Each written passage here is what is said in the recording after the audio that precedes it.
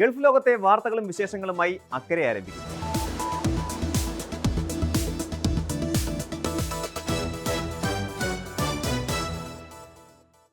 ഗൾഫിലുള്ള പ്രവാസികൾ നാട്ടിലേക്ക് മടങ്ങുമ്പോൾ എപ്പോഴും കൂടെ കരുതുന്ന ഒന്നാണ് സ്വർണം. ദുബായ് പോലെയുള്ള ഗൾഫ് സ്വർണ്ണ വിപണിയിലെ വിലക്കുറവും മികച്ച ഗുണനിലവാരവും കാരണം പ്രവാസികൾക്ക് സ്വർണം വാങ്ങാൻ എപ്പോഴും താല്പര്യം കൂടുതലാണ്. ഇന്ത്യയിൽ സ്വർണത്തിന്റെ ഇറക്കുമതി തീരുവ വർദ്ധിപ്പിച്ചതോടെ യുഎഇയിലെ സ്വർണ്ണവില ഇന്ത്യയേക്കാൾ ഏകദേശം 13% കുറവാണ്. അതുകൊണ്ട് തന്നെ പ്രവാസികൾ ഈ ആനുകൂല്യം പരമാവധി പ്രയോജനപ്പെടുത്താൻ ആഗ്രഹിക്കുന്നുണ്ട്. എന്നാൽ ഇത്തരത്തിൽ നാട്ടിലേക്ക് സ്വർണം കൊണ്ടുപോകുമ്പോൾ ഇന്ത്യൻ എയർപോർട്ടുകളിലെ കസ്റ്റംസ് പരിശോധനകളിൽ കുടുങ്ങാതിരിക്കാൻ പുതിയ നിയമങ്ങളെക്കുറിച്ച് കൃത്യമായ ധാരണയുണ്ടായിരിക്കണം. 2026-ൽ ഇന്ത്യ ബാഗേജ് നിയമങ്ങളിൽ വരുത്തിയ വിപ്ലവകരമായ മാറ്റങ്ങൾ പ്രവാസികൾക്ക് വലിയ ആശ്വാസവും ഒപ്പം ചില നിയന്ത്രണങ്ങളും കൊണ്ടുവന്നിട്ടുണ്ട്. എയർപോർട്ടുകളിൽ കസ്റ്റംസ് ഉദ്യോഗസ്ഥരും യാത്രക്കാരും തമ്മിൽ പലപ്പോഴും തർക്കങ്ങൾ ഉണ്ടാകാറുള്ളത് സ്വർണത്തിന്റെ മൂല്യത്തെ ചൊല്ലിയാണ്. ഇതിന് ശാശ്വതമായ പരിഹാരം കാണുക എന്ന ലക്ഷ്യത്തോടെയാണ് കേന്ദ്ര സർക്കാർ പുതിയ നിയമങ്ങൾ പരിഷ്കരിച്ചിരിക്കുന്നത്. മുൻപ് നിലവിലുണ്ടായിരുന്ന 10 വർഷത്തോളം പഴക്കമുള്ള നിയമങ്ങൾക്ക് പകരമായി വന്ന പുതിയ വ്യവസ്ഥകൾ യാത്രക്കാർക്ക് കാര്യങ്ങൾ കൂടുതൽ ലളിതമാക്കുന്നു. മുൻകാലങ്ങളിൽ സ്വർണത്തിന്റെ വിലയ്ക്ക് അനുസരിച്ചായിരുന്നു നികുതി ഇളവ് നിശ്ചയിച്ചിരുന്നതെങ്കിൽ ഇപ്പോൾ അതിൽ വലിയ മാറ്റം വന്നിരിക്കുന്നു. പ്രവാസികൾക്ക് യാത്രാവേളയിൽ ഉണ്ടാകാനിടയുള്ള അനാവശ്യ താമസം ഒഴിവാക്കാൻ ഈ പുതിയ നിയമങ്ങൾ മുൻകൂട്ടി മനസ്സിലാക്കുന്നത് സഹായിക്കും. 2026-ലെ പുതിയ ബാഗേജ് നിയമങ്ങളിലെ ഏറ്റവും പ്രധാനപ്പെട്ട മാറ്റം സ്വർണ്ണാഭരണങ്ങളുടെ മൂല്യത്തിന്മേൽ ഏർപ്പെടുത്തിയിരുന്ന സാമ്പത്തിക പരിധി പൂർണ്ണമായും ഒഴിവാക്കി എന്നതാണ്. പഴയ നിയമപ്രകാരം സ്ത്രീകൾക്ക് 1 ലക്ഷം രൂപ വരെയുള്ള ആഭരണങ്ങളും പുരുഷന്മാർക്ക് 50,000 രൂപ വരെയുള്ള ആഭരണങ്ങളുമായിരുന്നു നികുതിയില്ലാതെ കൊണ്ടുപോകാൻ അനുവാദമുണ്ടായിരുന്നത്. എന്നാൽ കഴിഞ്ഞ ഏതാനും വർഷങ്ങളായി സ്വർണ്ണ വിലയിലുണ്ടായ വൻ വർധനവ് കാരണം ഈ തുകയ്ക്കുള്ളിൽ തുച്ഛമായ ഗ്രാം സ്വർണം മാത്രമേ പ്രവാസികൾക്ക് കൊണ്ടുപോകാൻ സാധിച്ചിരുന്നുള്ളൂ. 1 ലക്ഷം രൂപയ്ക്ക് ഇന്ന് 1 പവൻ സ്വർണം പോലും വാങ്ങാൻ കിട്ടാത്ത സാഹചര്യത്തിലാണ് കേന്ദ്ര ധനമന്ത്രാലയം ഈ നിയമം പരിഷ്കരിച്ചത്. പുതിയ ഭേദഗതി അനുസരിച്ച് സ്വർണത്തിന്റെ വിപണി വില എത്ര ഉയർന്നാലും പ്രവാസികൾ ആശങ്കപ്പെടേണ്ടതില്ല. കാരണം നികുതി ഇളവിനായി കസ്റ്റംസ് ഉദ്യോഗസ്ഥർ ഇനി സ്വർണത്തിന്റെ മൂല്യമല്ല പരിശോധിക്കുക, മറിച്ച് അതിന്റെ തൂക്കം മാത്രമായിരിക്കും. ഇത് എയർപോർട്ടുകളിലെ മൂല്യനിർണ്ണയവുമായി ബന്ധപ്പെട്ട തർക്കങ്ങൾ ഇല്ലാതാക്കാൻ സഹായിക്കും. സ്വർണ്ണവില ദിവസേന മാറിക്കൊണ്ടിരിക്കുന്നതിനാൽ യാത്രക്കാർക്ക് തങ്ങൾ കൊണ്ടുവരുന്ന ആഭരണങ്ങൾ പരിധിക്കുള്ളിൽ വരുമോ എന്ന ഭയം ഇനി ആവശ്യമില്ല. മൂല്യപരിധി ഒഴിവാക്കിയെങ്കിലും സ്വർണത്തിന്റെ തൂക്കത്തിൽ കൃത്യമായ നിയന്ത്രണങ്ങൾ പുതിയ നിയമത്തിലും നിലനിർത്തിയിട്ടുണ്ട്. ഇന്ത്യയിലേക്ക് മടങ്ങുന്ന പ്രവാസി വനിതകൾക്ക് കസ്റ്റംസ് ഡ്യൂട്ടി ഇല്ലാതെ പരമാവധി 40 ഗ്രാം വരെയുള്ള സ്വർണ്ണാഭരണങ്ങൾ കൈവശം സൂക്ഷിക്കാം. എന്നാൽ പുരുഷന്മാർക്ക് ഈ പരിധി 20 ഗ്രാം മാത്രമായിരിക്കും. കുട്ടികൾക്കും അവരുടെ ലിംഗഭേദമനുസരിച്ച് ഈ ആനുകൂല്യം ലഭ്യമാണ്. അതായത് ഒരു കുടുംബമായി യാത്ര ചെയ്യുമ്പോൾ സ്ത്രീക്കും പുരുഷനും കൂടി ആകെ 60 ഗ്രാം സ്വർണ്ണാഭരണങ്ങൾ യാതൊരുവിധ നികുതിയും നൽകാതെ നാട്ടിലേക്ക് കൊണ്ടുപോകാൻ സാധിക്കും. ഈ ആനുകൂല്യം ലഭിക്കണമെങ്കിൽ കുറഞ്ഞത് 1 വർഷം അതായത് 12 മാസമെങ്കിലും തുടർച്ചയായി വിദേശത്ത് താമസിച്ച നോൺ റെസിഡന്റ് ഇന്ത്യൻ അല്ലെങ്കിൽ ഇന്ത്യൻ വംശജനായ വിദേശ വിനോദസഞ്ചാരി ആയിരിക്കണം. ചുരുങ്ങിയ കാലയളവിലെ സന്ദർശനങ്ങൾ കഴിഞ്ഞ് മടങ്ങുന്നവർക്ക് ഈ പ്രത്യേക സ്വർണ്ണ ആനുകൂല്യം ലഭിക്കുകയില്ല എന്ന കാര്യം പ്രത്യേകം ഓർക്കേണ്ടതുണ്ട്. കൂടാതെ കൊണ്ടുപോകുന്ന സ്വർണം വ്യക്തിഗത ആവശ്യങ്ങൾക്കുള്ള ആഭരണങ്ങൾ മാത്രമായിരിക്കണം. പല യാത്രക്കാരും തെറ്റിദ്ധരിക്കുന്ന ഒരു കാര്യമാണ് സ്വർണത്തിന്റെ ഏത് രൂപവും ഈ പരിധിയിൽ കൊണ്ടുവരാമെന്നത്. എന്നാൽ പുതിയ നിയമത്തിലും കസ്റ്റംസ് അധികൃതർ വ്യക്തമാക്കുന്നത് ഈ നികുതി ഇളവ് ആഭരണങ്ങൾക്ക് മാത്രമാണ് എന്നാണ്. കഴുത്തിലോ കൈകളിലോ അണിയുന്ന മാലകൾ, വളകൾ, മോതിരങ്ങൾ തുടങ്ങിയവ മാത്രമാണ് ഇതിൽ ഉൾപ്പെടുക. ഇതിൽ വജ്രങ്ങളോ മറ്റ് വിലപിടിപ്പുള്ള രത്നങ്ങളോ പതിപ്പിച്ച ആഭരണങ്ങളും ഉൾപ്പെടുന്നുണ്ട്. അതേസമയം സ്വർണ്ണ നാണയങ്ങൾ, കട്ടികൾ, ബിസ്ക്കറ്റുകൾ അല്ലെങ്കിൽ അസംസ്കൃത രൂപത്തിലുള്ള സ്വർണം എന്നിവ ഈ ആനുകൂല്യത്തിന്റെ പരിധിയിൽ വരില്ല എന്ന കാര്യം പ്രത്യേകം ഓർക്കേണ്ടതുണ്ട്. നിങ്ങൾ കൊണ്ടുവരുന്ന നാണയത്തിന്റെ തൂക്കം എത്ര കുറവാണെങ്കിലും അതിന് കൃത്യമായ കസ്റ്റംസ് ഡ്യൂട്ടി നൽകേണ്ടതുണ്ട്. അസംസ്കൃത സ്വർണം വാണിജ്യ ആവശ്യങ്ങൾക്കായി കൊണ്ടുവരുന്ന ഗണത്തിലാണ് കസ്റ്റംസ് ഉൾപ്പെടുത്തിയിരിക്കുന്നത്. അതിനാൽ ഇത്തരം സ്വർണം കൈവശമുണ്ടെങ്കിൽ എയർപോർട്ടിലെ റെഡ് ചാനൽ വഴി അത് കൃത്യമായി പ്രഖ്യാപിക്കുകയും നിലവിലുള്ള നികുതി അടയ്ക്കുകയും ചെയ്യേണ്ടത് നിർബന്ധമാണ്. അനുവദനീയമായ പരിധിയിൽ കൂടുതൽ സ്വർണ്ണാഭരണങ്ങൾ കൈവശമുണ്ടെങ്കിൽ അത് നിയമവിരുദ്ധമല്ല, പക്ഷേ അതിന് നികുതി നൽകണം എന്നതാണ് കാര്യം. നിശ്ചിത തൂക്കത്തിന് മുകളിൽ വരുന്ന സ്വർണത്തിന് നിലവിലുള്ള കസ്റ്റംസ് തീരുവയും സെസ്സും അടയ്ക്കേണ്ടി വരും. നാട്ടിൽ നടക്കുന്ന കല്യാണ ആവശ്യങ്ങൾക്കായി കൂടുതൽ ആഭരണങ്ങൾ കൊണ്ടുവരുന്നവർക്ക് താൽക്കാലിക ഇമ്പോർട്ട് സർട്ടിഫിക്കറ്റ് കസ്റ്റംസിൽ നിന്ന് കൈപ്പറ്റാനുള്ള വ്യവസ്ഥയുമുണ്ട്. ഇതിലൂടെ ആഭരണങ്ങൾ നാട്ടിൽ ഉപയോഗിച്ച ശേഷം തിരികെ വിദേശത്തേക്ക് തന്നെ കൊണ്ടുപോകാമെന്ന് ഉറപ്പ് നൽകിയാൽ നികുതി ഒഴിവാക്കി കിട്ടും. മുൻപ് ഇന്ത്യയിൽ നിന്ന് വാങ്ങിയ സ്വർണ്ണമാണെങ്കിൽ പോകുമ്പോൾ എടുത്ത എക്സ്പോർട്ട് സർട്ടിഫിക്കറ്റ് ഹാജരാക്കിയാലും നികുതി നൽകേണ്ടതില്ല. സ്വർണത്തിന് പുറമെ പൊതുവായ ബാഗേജ് പരിധി 50,000 രൂപയിൽ നിന്നും 75,000 രൂപയായി ഉയർത്തിയതും ഈ വർഷത്തെ പുതിയ മാറ്റമാണ്. സ്മാർട്ട് ഫോണുകൾ, വാച്ചുകൾ തുടങ്ങിയവ ഇതിൽ ഉൾപ്പെടും. 18 വയസ്സിന് മുകളിലുള്ള യാത്രക്കാർക്ക് സ്വന്തം ആവശ്യത്തിനായി ഒരു പുതിയ ലാപ്ടോപ്പ് കൂടി നികുതിയില്ലാതെ കൊണ്ടുവരാം. യാത്രക്കാർ തങ്ങളുടെ വിലപിടിപ്പുള്ള ആഭരണങ്ങൾ ചെക്ക് ഇൻ ബാഗേജുകളിൽ വയ്ക്കാതെ കൈബാഗുകളിൽ സൂക്ഷിക്കുന്നതാണ് സുരക്ഷിതം. കൂടാതെ സ്വർണം വാങ്ങിയതിന്റെ ഒറിജിനൽ ബില്ലുകൾ കൈവശം കരുതുന്നത് പരിശോധനകൾ വേഗത്തിലാക്കാൻ നിങ്ങളെ സഹായിക്കും. സ്വർണം മറച്ചുവെച്ച് കടത്താൻ ശ്രമിച്ചാൽ സാധനങ്ങൾ കണ്ടുകെട്ടുന്നതിനും വലിയ തുക പിഴ ഈടാക്കുന്നതിനും നിയമ നടപടികൾക്കും കാരണമാകും. അതിനാൽ കേന്ദ്ര സർക്കാരിന്റെ അദ്ദി മൊബൈൽ ആപ്പ് വഴിയോ എയർപോർട്ടിലെ റെഡ് ചാനൽ വഴിയോ കൃത്യമായ ഡിക്ലറേഷൻ നൽകി നിയമവിധേയമായി യാത്ര ചെയ്യുന്നതാണ് എപ്പോഴും സുരക്ഷിതം.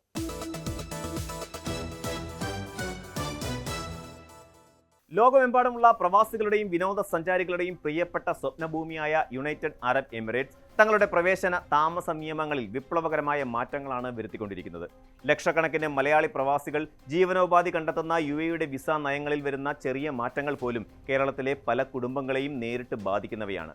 ആഗോള നിക്ഷേപകരെയും വിനോദസഞ്ചാരികളെയും കൂടുതൽ ആകർഷിക്കുന്നതിനോടൊപ്പം രാജ്യത്തിന്റെ സുരക്ഷയും പൊതുജനാരോഗ്യവും ഉറപ്പുവരുത്തുക എന്ന ലക്ഷ്യത്തോടെയാണ് ഈ പുതിയ പരിഷ്കാരങ്ങൾ നടപ്പിലാക്കിയിരിക്കുന്നത്.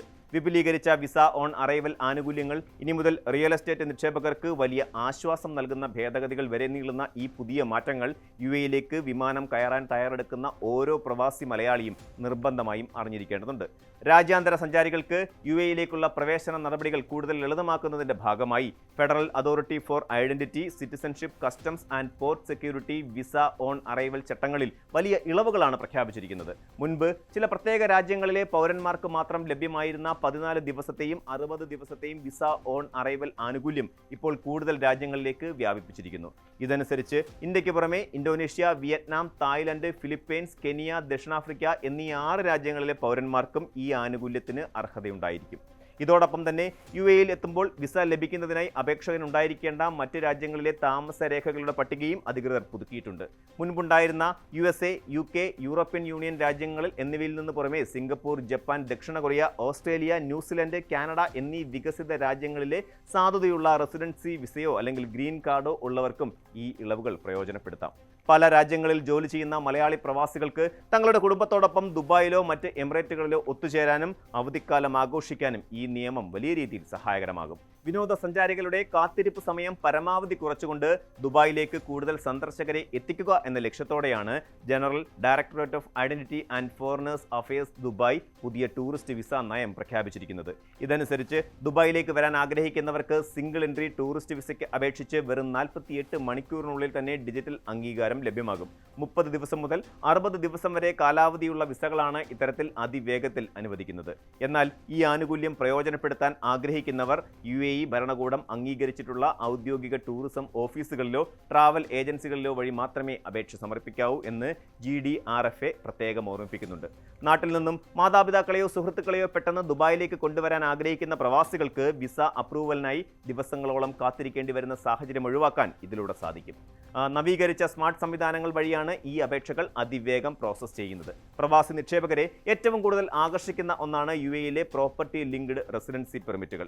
2 വർഷത്തെ പ്രോപ്പർട്ടി റെസിഡൻസി വിസ അനുവദിക്കുന്നതിനുള്ള വ്യവസ്ഥകളിലാണ് ദുബായ് ലാൻഡ് ഡിപ്പാർട്ട്മെന്റ് ഇപ്പോൾ വിപ്ലവകരമായ മാറ്റം വരുത്തിയിരിക്കുന്നത്.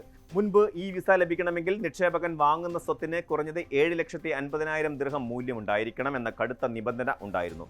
എന്നാൽ പുതിയ പരിഷ്കാര നിയമപ്രകാരം ഈ പരിധി പൂർണ്ണമായും എടുത്തു മാറ്റിയിരിക്കുകയാണ്. ഒരു വ്യക്തി സ്വത്തിന്റെ ഏക ഉടമയാണെങ്കിൽ അതിന്റെ വിപണി മൂല്യം എത്രയാണെങ്കിലും അയാൾക്ക് 2 വർഷത്തെ റെസിഡൻസി വിസയ്ക്ക് അപേക്ഷിക്കാൻ അർഹതയുണ്ടായിരിക്കും. അതേസമയം കൂട്ടായ ഉടമസ്ഥതയിലാണ് സ്വത്ത് വാങ്ങുന്നതെങ്കിൽ നിയമത്തിൽ ചില പ്രത്യേക നിബന്ധനകൾ നിലനിൽക്കുന്നുണ്ട്. സ്വത്തിന്റെ ഉടമസ്ഥാവകാശം പങ്കാളികൾക്കിടയിൽ തുല്യമായാണ് വിഭജിച്ചിരിക്കുന്നതെങ്കിലും വിസയ്ക്ക് അപേക്ഷിക്കാൻ യോഗ്യത നേടണമെങ്കിൽ ഓരോ നിക്ഷേപകനും ആ സ്വത്തിൽ കുറഞ്ഞത് 4 ലക്ഷം ദിർഹത്തിന്റെയെങ്കിലും ഓഹരി ഉണ്ടായിരിക്കണം. ഈ നിയമം സാധാരണക്കാരായ ഇടത്തരം നിക്ഷേപകർക്ക് ദുബായിൽ സ്വന്തമായി ഒരു സ്റ്റുഡിയോ അപ്പാർട്ട്മെന്റോ ചെറിയ ഫ്ളാറ്റോ വാങ്ങി അതിലൂടെ UAE താമസ വിസ സ്വന്തമാക്കാനുള്ള വലിയൊരു അവസരമാണ് തുറന്നു നൽകുന്നത്. എങ്കിലും വലിയ തുക നിക്ഷേപിച്ച് 10 വർഷത്തെ ഗോൾഡൻ വിസ നേടാനുള്ള നിയമങ്ങളിൽ യാതൊരു മാറ്റവും വരുത്തിയിട്ടില്ല എന്നതും ശ്രദ്ധേയമാണ്. മികച്ച ചികിത്സ തേടി UAEയിലേക്ക്, പ്രത്യേകിച്ച് ദുബായിലേക്ക് എത്തുന്ന രാജ്യാന്തര രോഗികൾക്കായി GDRFAയും ദുബായ് ഹെൽത്ത് അതോറിറ്റിയും സംയുക്തമായി സ്മാർട്ട് മെഡിക്കൽ വിസ സംവിധാനം ആവിഷ്കരിച്ചിട്ടുണ്ട്. ദുബായിലെ അത്യാധുനിക ആശുപത്രികളിൽ ചികിത്സ തേടാൻ ആഗ്രഹിക്കുന്ന പ്രവാസികൾക്കും വിദേശികൾക്കും യാതൊരുവിധ ചുവപ്പ് നാടകളുടെയും തടസ്സമില്ലാതെ വിസയും ആരോഗ്യ സേവനങ്ങളും സേവനങ്ങളും ഒരുമിച്ച് ലഭ്യമാക്കുക എന്നതാണ് ഈ പദ്ധതിയുടെ ലക്ഷ്യം. ഈ പുതിയ കരാർ പ്രകാരം രോഗികൾ ദുബായിൽ എത്തുന്നതിന് മുൻപ് തന്നെ അവരുടെ വിസ നടപടികളും താമസം സംബന്ധിച്ച പെർമിറ്റുകളും ആശുപത്രിയിലെ അപ്പോയിന്റ്മെന്റുകളും പരസ്പരം ബന്ധിപ്പിക്കുന്ന ഒരു സംയോജിത ഡിജിറ്റൽ ശൃംഖല സൃഷ്ടിക്കപ്പെടും. ചികിത്സ കഴിഞ്ഞ ശേഷമുള്ള തുടർ നടപടികൾക്കും ഫോളോ അപ്പ് പരിശോധനകൾക്കുമായി എമിറേറ്റിൽ തങ്ങേണ്ടി വരുന്നവർക്ക് വിസ നീട്ടി ലഭിക്കാനും ഈ സ്മാർട്ട് സംവിധാനം വഴി എളുപ്പത്തിൽ സാധിക്കും. ആരോഗ്യ ടൂറിസം രംഗത്ത് ദുബായിയെ ലോകത്തിന്റെ നെറുകയിൽ എത്തിക്കാനുള്ള വലിയൊരു ചുവടുവയ്പായാണ് ഇത് വിലയിരുത്തപ്പെടുന്നത്.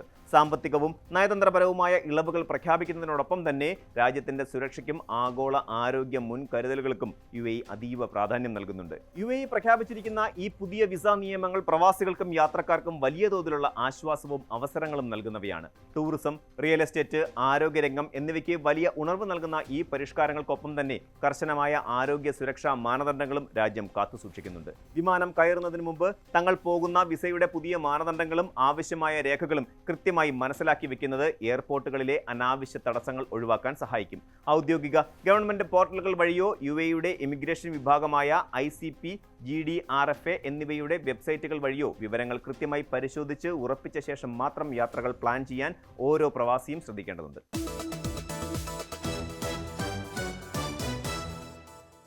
കേരളത്തിലെ ഏതൊരു സാധാരണ കുടുംബത്തിന്റെയും സാമ്പത്തിക സുരക്ഷിതത്വത്തിന്റെ അടിത്തറ കെട്ടിപ്പടുത്തിരിക്കുന്നത് ഗൾഫ് നാടുകളിൽ നിന്നുള്ള പ്രവാസികളുടെ വിയർപ്പിലാണ്. അതിൽ തന്നെ മികച്ച ജീവിത സാഹചര്യങ്ങൾ, സുരക്ഷ, ഉയർന്ന ശമ്പളം, ആധുനികമായ ജീവിതശൈലി എന്നിവ കൊണ്ട് ലക്ഷക്കണക്കിന് മലയാളി യുവാക്കളെ ആകർഷിക്കുന്ന സ്വപ്നഭൂമിയാണ് യുണൈറ്റഡ് അറബ് എമിറേറ്റ്സ് അഥവാ UAE. ദുബായിലും അബുദാബിയിലുമൊക്കെ ഒരു ജോലി എന്നത് പലരുടെയും കരിയർ സ്വപ്നങ്ങളുടെ അവസാന വാക്കാണ്.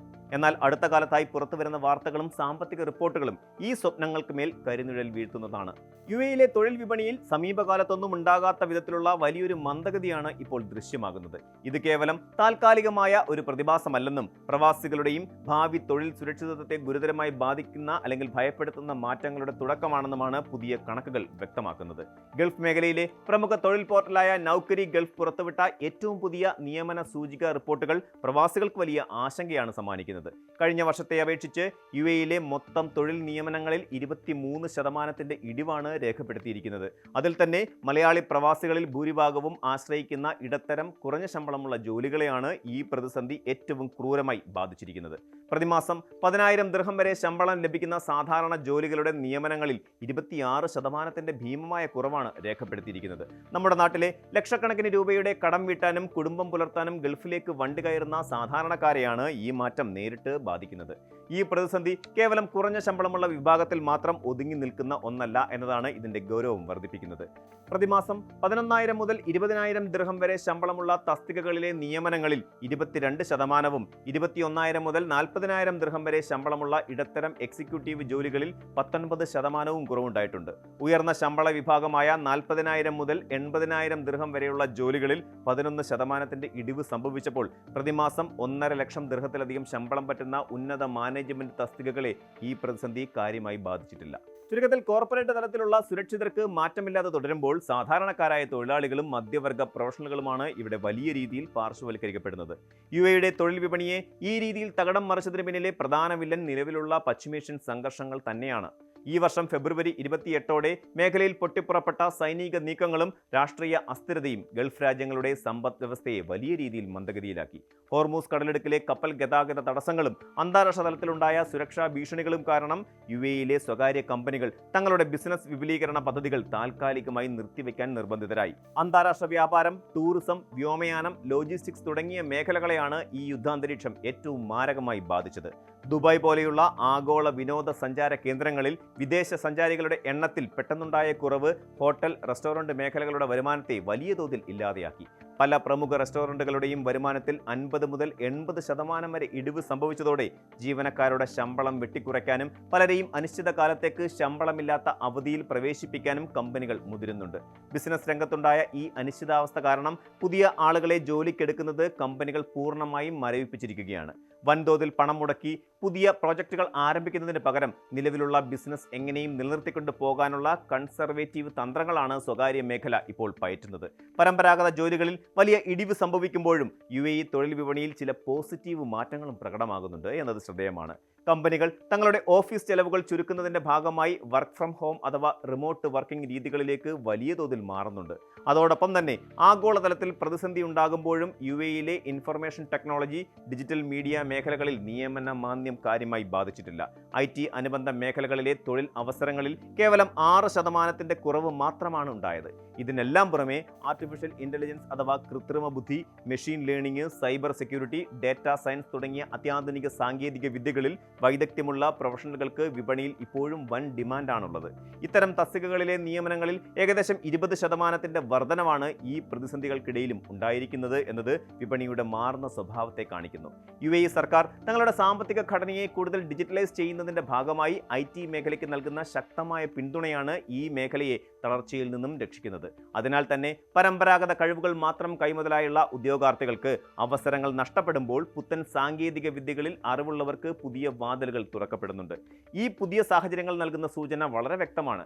ഗൾഫ് ജോലി എന്നത് ഇനി പഴയതുപോലെ എളുപ്പത്തിൽ നേടിയെടുക്കാവുന്ന ഒന്നല്ല. പശ്ചിമേഷ്യയിൽ രാഷ്ട്രീയ സാഹചര്യങ്ങൾ മാറുന്നതിനനുസരിച്ച് വിപണിയിൽ ഇനിയും ഏറ്റക്കുറച്ചിലുകൾ ഉണ്ടായേക്കാം. അതിനാൽ തന്നെ UAEയിൽ പുതിയ തൊഴിൽ തേടുന്നവരും നിലവിൽ അവിടെ ജോലി ചെയ്യുന്നവരും തങ്ങളുടെ തൊഴിൽ നൈപുണ്യങ്ങൾ കാലോചിതമായി പരിഷ്കരിക്കാൻ തയ്യാറാകണം. വെറുമൊരു അഡ്മിനിസ്ട്രേഷൻ അല്ലെങ്കിൽ സെയിൽസ് ജോലി എന്നതിനപ്പുറം ഡിജിറ്റൽ സാക്ഷരതയും സാങ്കേതിക അറിവുകളും നേടിയെടുക്കുക എന്നത് വരും നാളുകളിൽ നിലനിൽപ്പിന് അത്യന്താപേക്ഷിതമാണ്.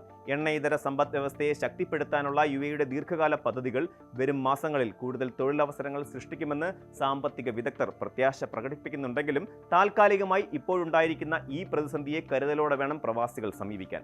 പ്രതിസന്ധികളെ തങ്ങളുടെ കഠിനാധ്വാനം കൊണ്ടും അതിജീവന ശേഷി കൊണ്ടും നേരിട്ട് ശീലിച്ച മലയാളി പ്രവാസികൾക്ക് ഈ പുതിയ മാറ്റങ്ങളെയും കൃത്യമായ ആസൂത്രണത്തിലൂടെയും സ്വയം നവീകരണത്തിലൂടെയും മറികടക്കാൻ സാധിക്കുമെന്ന കാര്യം ഉറപ്പാണ്.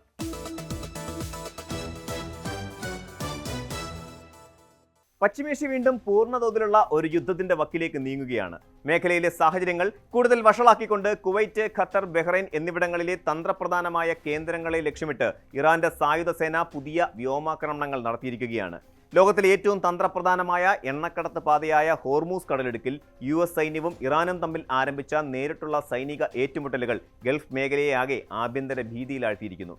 കടുത്ത പ്രതികരണവുമായി രംഗത്തെത്തിയ അമേരിക്ക ഇറാനിലെ കൂടുതൽ ലക്ഷ്യസ്ഥാനങ്ങൾക്ക് നേരെ പ്രത്യാക്രമണം അഴിച്ചുവിട്ടു. ഇറാന്റെ ബുഷഹറിലെ പ്രമുഖ IRGC സൈനിക കേന്ദ്രം, തന്ത്രപ്രധാനമായ ചബഹാർ തുറമുഖം, ഇറാൻ ഷഹർ വിമാനത്താവളം എന്നിവയ്ക്ക് നേരെയാണ് US പുതിയ മിസൈൽ ആക്രമണങ്ങൾ നടത്തിയത്. ഇറാനുമായുള്ള താൽക്കാലിക വെടിനിർത്തൽ ധാരണ പൂർണ്ണമായും അവസാനിച്ചതായി US പ്രസിഡന്റ് ഡൊണാൾഡ് ട്രംപ് പ്രഖ്യാപിച്ചതോടെ കഴിഞ്ഞ ഏതാനും മാസങ്ങളായി അന്താരാഷ്ട്ര സമൂഹം കെട്ടിപ്പടുത്ത നയതന്ത്ര ശ്രമങ്ങളാണ് ഒറ്റയടിക്ക് തകർന്നടിഞ്ഞത്. ഈ പുതിയ പ്രതിസന്ധിയുടെ പശ്ചാത്തലത്തിൽ ഖത്തർ തങ്ങളുടെ രാജ്യത്ത് കടുത്ത ദേശീയ സുരക്ഷാ ഭീഷണി പ്രഖ്യാപിക്കുകയും ജനങ്ങളോട് വീടുകളിൽ തന്നെ തുടരാൻ അടിയന്തര നിർദ്ദേശം നൽകുകയും ചെയ്തത് സ്ഥിതിഗതികളുടെ ഗുരുതരാവസ്ഥ വ്യക്തമാക്കുന്നു. സുരക്ഷിത സ്ഥാനങ്ങളിൽ തുടരാനും ജാലകങ്ങൾക്ക് സമീപത്തു നിന്ന് മാറി നിൽക്കാനുമുള്ള ഖത്തർ ആഭ്യന്തര മന്ത്രാലയത്തിന്റെ പുലർച്ചെയുള്ള അറിയിപ്പ് മേഖലയിലെ പ്രവാസി സമൂഹത്തെയും വൻതോതിൽ ആശങ്കാകുലരാക്കിയിട്ടുണ്ട്. അമേരിക്കൻ സൈന്യം ഇറാനിൽ നടത്തിയ ശക്തമായ വ്യോമാക്രമണത്തിന് തൊട്ടു പിന്നാലെ അയൽ രാജ്യങ്ങളായ ബഹ്റൈനിലെയും കുവൈറ്റിലെയും US സൈനിക താവളങ്ങളെ ലക്ഷ്യമിട്ട് ഇറാൻ നടത്തിയ പ്രത്യാക്രമണം പശ്ചിമേഷ്യൻ ആകാശത്തെ മിസൈൽ യുദ്ധഭൂമിയാക്കി മാറ്റുകയായിരുന്നു. കുവൈറ്റിന് നേരെ 2 ബാലിസ്റ്റിക് മിസൈലുകളും 13 ഡ്രോണുകളുമാണ് ഇറാൻ വിക്ഷേപിച്ചത്. വ്യോമ പ്രതിരോധ സംവിധാനങ്ങൾ ഇവയിൽ ഭൂരിഭാഗവും വിജയകരമായി തടഞ്ഞതിനാലാണ് വലിയ തോതിലുള്ള ആൾനാശം ഒഴിവായത്. എങ്കിലും മിസൈലുകളുടെയും അതുപോലെ ഡ്രോണുകളുടെയും അവശിഷ്ടങ്ങൾ ജനവാസ മേഖലകളിൽ പതിച്ചതിനെ തുടർന്ന് കുവൈറ്റിലും ബഹ്റൈനിലും വ്യാപകമായ രീതിയിൽ വൈദ്യുതി വിതരണം തടസ്സപ്പെട്ടു. ഇറാന്റെ ഭാഗത്തു നിന്നുണ്ടായ ഡ്രോൺ ആക്രമണങ്ങളെ കുവൈറ്റ് സൈന്യം വിജയകരമായി തടഞ്ഞു നിർത്തിയെങ്കിലും പുതിയ ആക്രമണ ഭീഷണികളെ തുടർന്ന് ബഹ്റൈനിൽ വീണ്ടും വ്യോമാക്രമണ മുന്നറിയിപ്പ് നൽകുന്ന സൈറണുകൾ മുഴങ്ങിയത് ഗൾഫ് മേഖലയെ വീണ്ടും മുൾമുനയിലാക്കിയിരിക്കുകയാണ്. ബഹ്റൈന്റെ വിവിധ ഭാഗങ്ങളിൽ ശക്തമായ സ്ഫോടന ശബ്ദങ്ങൾ കേട്ടതായി പ്രാദേശിക ജനവിഭാഗങ്ങൾ സാക്ഷ്യപ്പെടുത്തുന്നുണ്ട്. ആർക്കും ഗുരുതരമായ പരിക്കേറ്റതായി ഇതുവരെ ഔദ്യോഗിക സ്ഥിരീകരണമില്ലെങ്കിലും ജനങ്ങൾ കടുത്ത ഭീതിയിലാണ്. അന്താരാഷ്ട്ര ജലപാതകളുടെ സുരക്ഷ തകർക്കുന്ന തരത്തിൽ ഇറാൻ നടത്തുന്ന ഈ വ്യോമാക്രമണങ്ങളെ ഒമാൻ ഉൾപ്പെടെയുള്ള മറ്റ് ഗൾഫ് രാജ്യങ്ങൾ കടുത്ത ഭാഷയിലാണ് അപലപിച്ചത്. തങ്ങളുടെ പരമാധികാരത്തിന് നേരെയുണ്ടാകുന്ന ഏത് നീക്കത്തെയും പ്രതിരോധിക്കുമെന്ന ഇറാന്റെ പ്രഖ്യാപനം വരും മണിക്കൂറുകളിൽ കൂടുതൽ നഗരങ്ങളിലേക്ക് വ്യോമാക്രമണം വ്യാപിക്കാനുള്ള സാധ്യതയിലേക്ക് വിരൽ ചൂണ്ടുകയാണ്. ഈ യുദ്ധത്തിന്റെ ഏറ്റവും മാരകമായ പ്രത്യാഘാതം ദൃശ്യമാകുന്നത് ഹോർമൂസ് കടലിടുക്കിലെ രാജ്യാന്തര കപ്പൽ പാതകളിലാണ്. ഒമാൻ സമുദ്രാതിർത്തിയിൽ വെച്ച് ഇറാൻ ആക്രമിച്ച ഖത്തറിന്റെ ഭീമൻ LNG ടാങ്കർ ഇപ്പോഴും കടലിൽ കത്തിയെരിയുകയാണ്.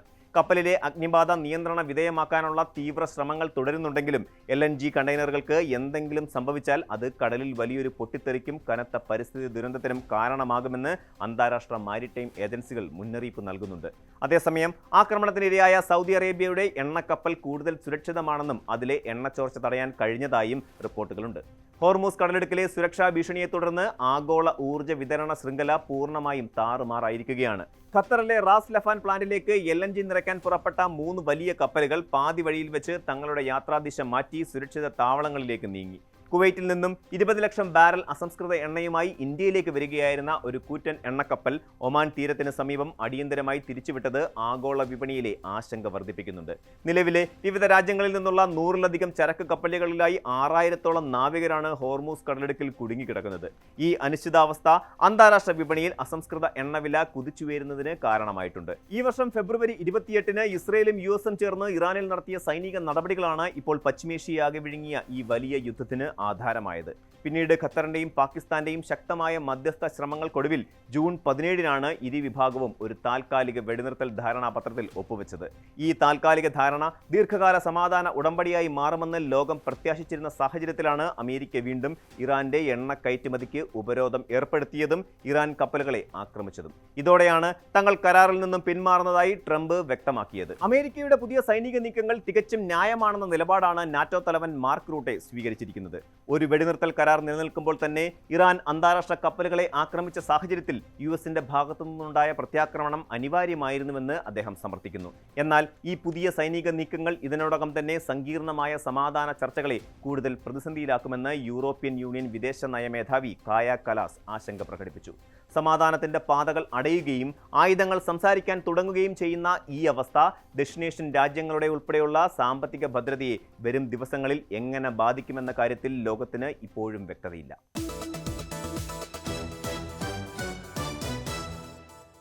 സൗദി അറേബ്യയെക്കുറിച്ച് ഓർക്കുമ്പോൾ പലരുടെയും മനസ്സിൽ ആദ്യം ഓടിയെത്തുക എണ്ണപ്പാടങ്ങളും കർശനമായ വിസ നിയമങ്ങളുമായിരിക്കും. എന്നാൽ ഇന്ന് ആ ചിത്രം അതിവേഗം മാറിക്കൊണ്ടിരിക്കുകയാണ്. സൗദി ഇപ്പോൾ ഒരു വലിയ ഡിജിറ്റൽ പരിവർത്തനത്തിന്റെ പാതയിലാണ്. വിദേശികളായ ഉദ്യോഗാർത്ഥികൾക്കും വിനോദസഞ്ചാരികൾക്കും തീർത്ഥാടകർക്കും ഒരുപോലെ വലിയ ആശ്വാസമേകുന്ന ഒരു സുപ്രധാന പ്രഖ്യാപനമാണ് ഇപ്പോൾ റിയാദിൽ നിന്ന് പുറത്തു വന്നിരിക്കുന്നത്. സൗദി അറേബ്യയിലേക്കുള്ള വിസ നടപടികൾ കൂടുതൽ ലളിതവും കാര്യക്ഷമവുമാക്കാൻ ലക്ഷ്യമിട്ടിട്ടുള്ള ഏകീകൃത ദേശീയ വിസ പ്ലാറ്റ്ഫോം യാഥാർത്ഥ്യമാകാൻ പോവുകയാണ്. ജിദ്ദയിലെ അൽസലാം കൊട്ടാരത്തിൽ കിരീടാവകാശിയും പ്രധാനമന്ത്രിയുമായ അമീർ മുഹമ്മദ് ബിൻ സൽമാന്റെ അധ്യക്ഷതയിൽ ചേർന്ന മന്ത്രിസഭാ യോഗത്തിലാണ് ഈ ചരിത്രപരമായ തീരുമാനം കൈക്കൊണ്ടത്. ഇത് കേവലം ഒരു വെബ്സൈറ്റ് മാറ്റമല്ല, മറിച്ച് രാജ്യത്തിന്റെ ഭരണ സംവിധാനത്തിൽ തന്നെ ഉണ്ടാകുന്ന വലിയൊരു സുതാര്യതയുടെയും വേഗതയുടെയും തുടക്കമാണ്. എന്താണ് ഈ ഏകീകൃത ദേശീയ വിസ പ്ലാറ്റ്ഫോം? പഴയകാലത്ത് സൗദിയിലേക്ക് ഒരു വിസ സംഘടിപ്പിക്കുക എന്നത് നിരവധി സർക്കാർ ഓഫീസുകളും വ്യത്യസ്ത പോർട്ടലുകളും കയറിയിറങ്ങേണ്ട വലിയൊരു കടമ്പയായിരുന്നു. വ്യത്യസ്ത ആവശ്യങ്ങൾക്കായി വ്യത്യസ്ത മന്ത്രാലയങ്ങളെ സമീപിക്കേണ്ടി വന്നിരുന്ന അവസ്ഥയ്ക്കാണ് ഈ പുതിയ ഡിജിറ്റൽ സംവിധാനത്തിലൂടെ പരിഹാരമാകുന്നത്. പുതിയ പ്ലാറ്റ്ഫോം അനുസരിച്ച് വിദേശകാര്യ മന്ത്രാലയം, ആഭ്യന്തര മന്ത്രാലയം, മാനവ വിഭവശേഷി സാമൂഹിക വികസന മന്ത്രാലയം തുടങ്ങിയ സുപ്രധാന സർക്കാർ വകുപ്പുകളെല്ലാം ഒരൊറ്റ ഡിജിറ്റൽ ശൃംഖലയ്ക്ക് കീഴിൽ അണിനിരക്കും. ഇതിനെ ഒരു ഡിജിറ്റൽ സൂപ്പർ ഹൈവേയോട് ഉപമിക്കാം. വിവിധ വകുപ്പുകളുടെ വഴിയിലൂടെ വന്ന് ഒടുവിൽ ഒരൊറ്റ ലക്ഷ്യസ്ഥാനത്തേക്കെത്തുന്ന ഒരു സുഗമമായ പാത. ഇനി മുതൽ വിസ അപേക്ഷകർക്ക് തങ്ങളുടെ വ്യക്തിഗത വിവരങ്ങൾ സമർപ്പിക്കുന്നതിനും ആവശ്യമായ രേഖകൾ അപ്ലോഡ് ചെയ്യുന്നതിനും ഈ ഒരൊറ്റ പോർട്ടലിനെ മാത്രം ആശ്രയിച്ചാൽ മതിയാകും. വിസ അപേക്ഷകൾ സമർപ്പിക്കുക, നിശ്ചിത ഫീസ് അടയ്ക്കുക, അതുപോലെ വിസയുടെ നിലവിലെ അവസ്ഥ കൃത്യമായി പരിശോധിക്കുക എന്നിവയെല്ലാം ഈ കേന്ദ്രീകൃത സംവിധാനത്തിലൂടെ വളരെ സുതാര്യമായി നടക്കും. കൃത്രിമത്വങ്ങളും അനാവശ്യമായ കാലതാമസങ്ങളും ഇല്ലാതാക്കാൻ ഈ പുതിയ സാങ്കേതിക വിദ്യയിലൂടെ സാധിക്കുമെന്നാണ് വിലയിരുത്തപ്പെടുന്നത്. ഇന്ത്യയിൽ നിന്നും പ്രത്യേകിച്ച് കേരളത്തിൽ നിന്നുമുള്ള ലക്ഷക്കണക്കിന് പ്രവാസികൾക്ക് ഈ തീരുമാനം വലിയൊരു അനുഗ്രഹമായി മാറും. വിസ നടപടികളിലെ സങ്കീർണതയും കാലതാമസവും കാരണം പലർക്കും കൃത്യസമയത്ത് ജോലിയിൽ പ്രവേശിക്കാൻ കഴിയാത്ത സാഹചര്യങ്ങൾ മുൻപുണ്ടായിരുന്നു. പുതിയ പ്ലാറ്റ്ഫോം പൂർണ്ണ സജ്ജമാകുന്നതോടെ തൊഴിൽ വിസകൾ വളരെ വേഗത്തിൽ പ്രോസസ് ചെയ്യപ്പെടും. കൂടാതെ വിസ വിപണിയിൽ നിലനിന്നിരുന്ന ഇടനിലക്കാരുടെ ചൂഷണങ്ങൾക്കും ഇതോടെ വലിയ അളവിൽ അറുതിയാകും. അപേക്ഷകൻ നേരിട്ട് കാര്യങ്ങൾ ചെയ്യുന്നത് കൊണ്ട് എവിടെയും അനാവശ്യമായി പണം നഷ്ടപ്പെടാനുള്ള സാധ്യതയും കുറവാണ്. തൊഴിൽ തേടി പോകുന്നവർക്ക് മാത്രമല്ല, ഉംറ തീർത്ഥാടനത്തിന് പോകുന്നവർക്കും ടൂറിസ്റ്റ് വിസയിൽ രാജ്യം സന്ദർശിക്കാൻ ആഗ്രഹിക്കുന്നവർക്കും ഈ സംവിധാനം ഏറെ പ്രയോജനം ചെയ്യും. മുൻകാലങ്ങളിൽ ഉംറ വിസകൾക്കായി പ്രത്യേക ഏജൻസികളെ പൂർണ്ണമായും ആശ്രയിക്കേണ്ടി വന്നിരുന്നുവെങ്കിൽ ഇനി മുതൽ തീർത്ഥാടകർക്ക് സ്വന്തമായി തന്നെ കാര്യങ്ങൾ സുഗമമായി ചെയ്യാൻ സാധിക്കും. ഇത് യാത്രകൾ കൂടുതൽ കൃത്യമായി ആസൂത്രണം ചെയ്യാനും ചെലവുകൾ ചുരുക്കാനും സാധാരണക്കാരായ യാത്രക്കാരെ സഹായിക്കും. സൗദി അറേബ്യയുടെ സമ്പദ് വ്യവസ്ഥയെ എണ്ണയെ മാത്രം ആശ്രയിക്കുന്ന അവസ്ഥയിൽ നിന്നും മോചിപ്പിക്കുക എന്ന ലക്ഷ്യത്തോടെയാണ് സൗദി വിഷൻ 2030 എന്ന ബൃഹത് പദ്ധതിക്ക് രാജ്യം രൂപം നൽകിയത്.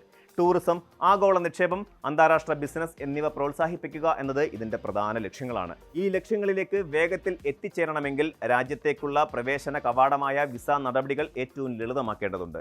ലോകത്തിലെ വലിയ വ്യവസായികളെയും വിനോദസഞ്ചാരികളെയും ആകർഷിക്കാൻ ഇത്തരം ഒരു ഏകീകൃത ഡിജിറ്റൽ പ്ലാറ്റ്ഫോം അത്യന്താപേക്ഷിതമാണ്. ഈ ഡിജിറ്റൽ പരിവർത്തനം അന്താരാഷ്ട്ര തലത്തിൽ സൗദിയുടെ ബിസിനസ് അനുകൂല സൂചികകൾ മെച്ചപ്പെടുത്താൻ സഹായിക്കും. സാങ്കേതിക വിദ്യയെ ഭരണ സംവിധാനത്തിന്റെ നെടും തൂണാക്കി മാറ്റുന്നതിലൂടെ സുതാര്യത ഉറപ്പുവരുത്താനും കൂടുതൽ വിദേശ നിക്ഷേപകരെ രാജ്യത്തേക്ക് ആകർഷിക്കാനും സാധിക്കുമെന്ന് സൗദി അറേബ്യ തെളിയിക്കുകയാണ്.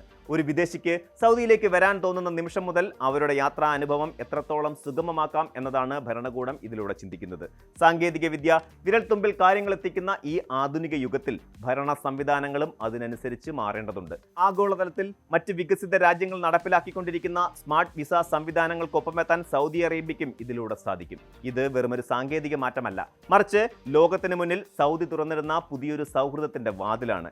ഈ ഏകീകൃത പ്ലാറ്റ്ഫോമിന്റെ പൂർണ്ണമായ പ്രവർത്തനം ആരംഭിക്കുന്നതോടെ പശ്ചിമേഷ്യയിലെ ഏറ്റവും വലിയ ഡിജിറ്റൽ ഭരണ നേട്ടങ്ങളിലൊന്നായി ഇത് മാറും എന്നതിൽ സംശയമില്ല. യാത്രകൾ കൂടുതൽ എളുപ്പമാക്കുന്ന ഈ പുതിയ യുഗത്തിലേക്ക് പ്രവാസി ലോകവും ഏറെ പ്രതീക്ഷയോടെയാണ് നോക്കിക്കാണുന്നത്.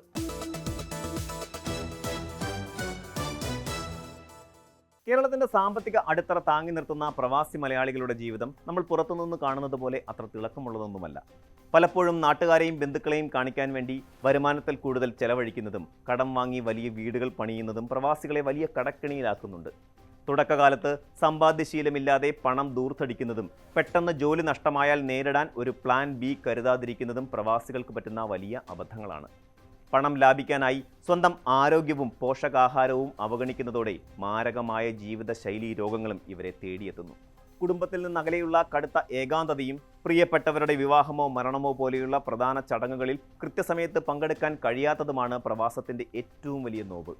പലപ്പോഴും നാട്ടിലുള്ളവർ പ്രവാസിയെ വെറുമൊരു ATM മെഷീൻ മാത്രമായി കാണുമ്പോൾ അനുഭവപ്പെടുന്ന മാനസിക ബുദ്ധിമുട്ട് ചെറുതൊന്നുമല്ല. ഇതിനൊപ്പം ജോലിയിലെ കടുത്ത സമ്മർദ്ദവും നാളെയെക്കുറിച്ചുള്ള ആശങ്കയും ഇവരുടെ ഉറക്കം കെടുത്തുന്നു. ഈ അവസ്ഥ മാറണമെങ്കിൽ പ്രവാസികൾ തങ്ങളുടെ ചില ശീലങ്ങൾ തിരുത്തണം. നിങ്ങൾ നന്നായിരുന്നാൽ മാത്രമേ കുടുംബവും നന്നാവൂ എന്ന തിരിച്ചറിവോടെ ആരോഗ്യത്തിന് മുൻഗണന നൽകുക. നോർക്ക പദ്ധതികൾ വഴിയോ അല്ലാതെയോ ഭാവിയിലേക്ക് ചെറിയ തുകകളായി സമ്പാദിക്കാനും കടങ്ങൾ പരമാവധി കുറയ്ക്കാനും ശ്രദ്ധിക്കണം. പ്രവാസം എന്നത് ജീവിതത്തിൻ്റെ ഒരു താൽക്കാലിക താവളം മാത്രമാണെന്ന് ഓർക്കുക. നാളത്തെ മടങ്ങിപ്പോക്കിനേക്കായി ഇപ്പോഴേ കൃത്യമായി പ്ലാൻ തയ്യാറാക്കുക. മറ്റുള്ളവർക്കായി ജീവിക്കുന്നതിനൊപ്പം സ്വന്തം ജീവിതവും സന്തോഷങ്ങളും ആസ്വദിക്കാൻ കൂടി പ്രവാസികൾ പഠിക്കേണ്ടതുണ്ട്.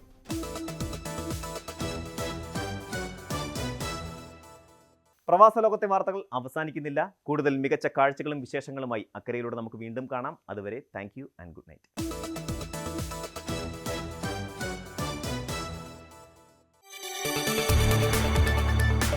കൂടുതൽ വാർത്തകൾക്ക് news 18 Keralam YouTube channel subscribe ചെയ്യുക.